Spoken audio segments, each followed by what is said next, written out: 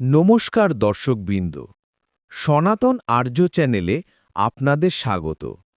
গত ভিডিওতে আমরা যতদূর পর্যন্ত গীতা পাঠ করেছিলাম, আজকে তারপর থেকে শুরু করব।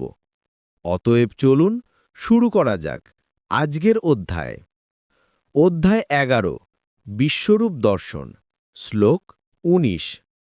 আমি দেখছি তোমার আদি নেই, তুমি অনন্ত শক্তিশালী ও অসংখ্য বাহু বিশিষ্ট।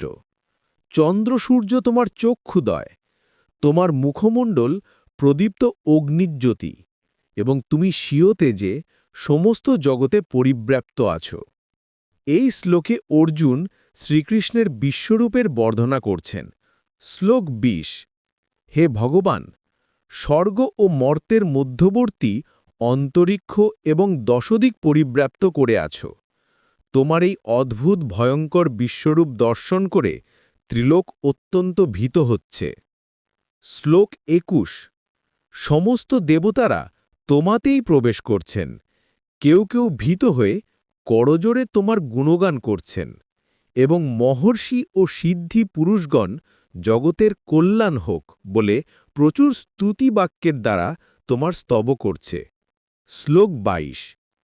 রুদ্রগণ, আদিত্যগণ, সাধ্য নামক দেবতারা, বসুগণ, বিশ্বদেবতাগণ, অশ্বিনী কুমারদ্বয়, মরুদ্গণ, পিতৃগণ, যক্ষগণ, অসুরগণ এবং সিদ্ধগণ সকলেই বিস্মিত হয়ে তোমাকে দর্শন করছে।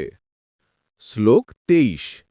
হে মহাবাহ, বহু মুখ, বহু চক্ষু, বহু বাহু, বহু উড়ু, বহু চরণ এবং বহু উদর বিশিষ্ট এবং অসংখ্য দন্তের দ্বারা ভীষণ তোমার বিগ্রহ দর্শন করে সমস্ত প্রাণী অত্যন্ত ভীত হচ্ছে, এবং আমিও অত্যন্ত ভীত হচ্ছি।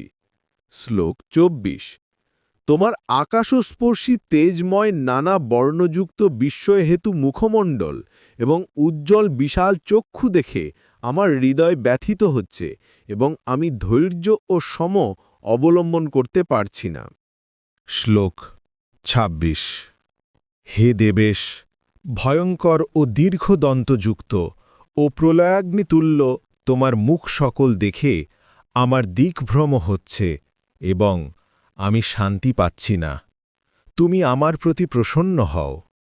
শ্লোক 27। ধৃতরাষ্ট্রের পুত্রেরা ভীষ্ম, দ্রোণ, কর্ণ এবং সমস্ত রাজন্যবর্গ সহ এবং আমাদের পক্ষের সমস্ত সৈন্যেরা তোমার করাল দন্ত বিশিষ্ট মুখের মধ্যে দ্রুতবেগে প্রবেশ করছে, এবং সেই দন্ত মধ্যে বিলগ্ন হয়ে তাদের মস্তক চূর্ণিত হচ্ছে। শ্লোক 28।